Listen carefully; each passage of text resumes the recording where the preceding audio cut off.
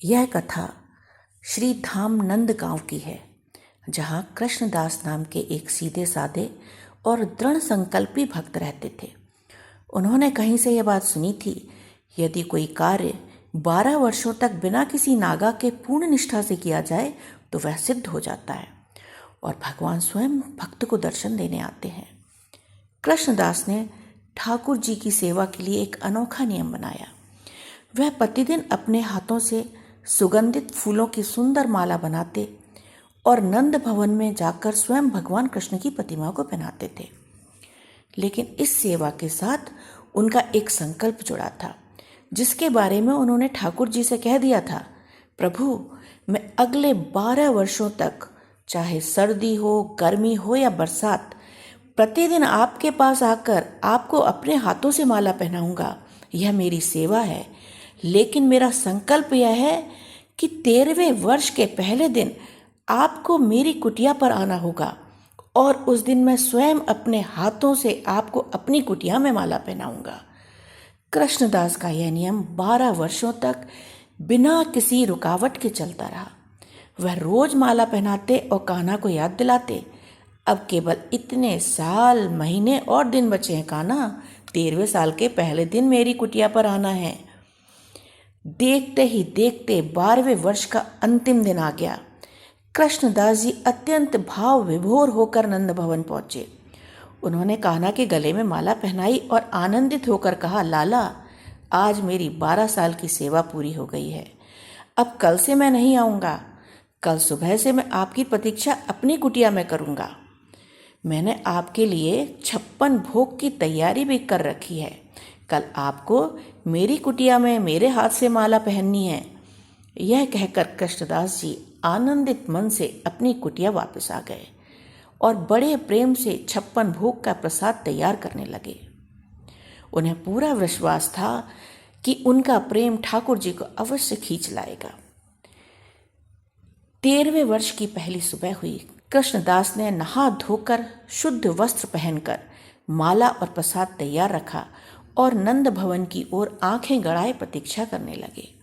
सूरज चढ़ा, दोपहर हुई और शाम हो गई, लेकिन कान्हा नहीं आए। यह देखकर कृष्णदास का प्रेम भरा मान जाग उठा। उन्हें लगा उनके 12 साल का संकल्प टूट गया। उन्होंने तुरंत अपने 56 भोग को एक पोटली में बांधा, माला को उठाया और नंदगांव की चौखट को प्रणाम कर कर आवेश से बोले, 12 वर्ष तक मैंने अपनी पूरी निष्ठा से आपकी सेवा की, पर एक दिन भी कान्हा तू मेरी कुटिया में नहीं आ पाया। इधर कान्हा, जो कि भक्त के हृदय में विराजमान थे, वे जानते थे कि कृष्णदास के संकल्प की शक्ति क्या है। अब तो उन्हें अपने भक्त को मनाना ही होगा। तो अब भगवान की लीला देखो। वो जंगल जाते हुए कृष्णदास के रास्ते में अपनी गायों के साथ चरवाहे के भेष में आ गए और कृष्णदास से बोले, बाबा, इतनी तेजी में और गुस्से में कहाँ जा रहे हो? तो कृष्णदास बोले, ये कृष्ण झूठा है, सिर्फ मूर्ति मात्र है।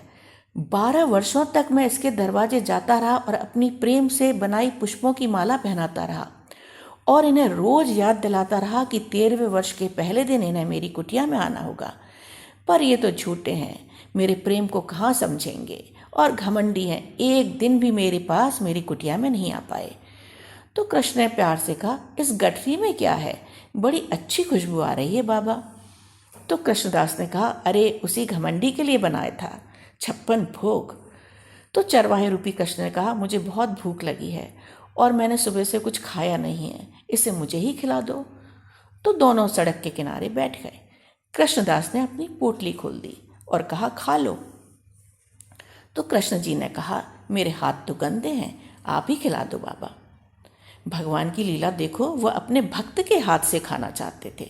तो कृष्णदास ने एक कौर खुद खाया, एक कृष्ण जी को खिलाया और इस तरह जब कृष्ण जी 4-5 निवाले खा चुके तो कृष्ण जी की आंखों से आंसू बहने लगे और वो कृष्णदास से बोले, अब अपने हाथों से बनाई माला भी पहना दो।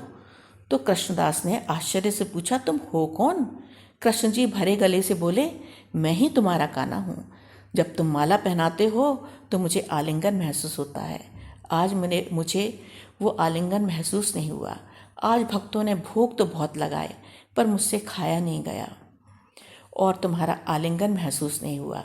जब कृष्णदास ने यह सुना तो वह फूट फूट कर रोने लगे और उन्होंने तुरंत माला ठाकुर जी के गले में डाली और भगवान के गले लग गए। भगवान तो निश्चल प्रेम के भूखे होते हैं। कृष्णदास के संकल्प और उनका मान रखने के लिए स्वयं भगवान उनके पास आए।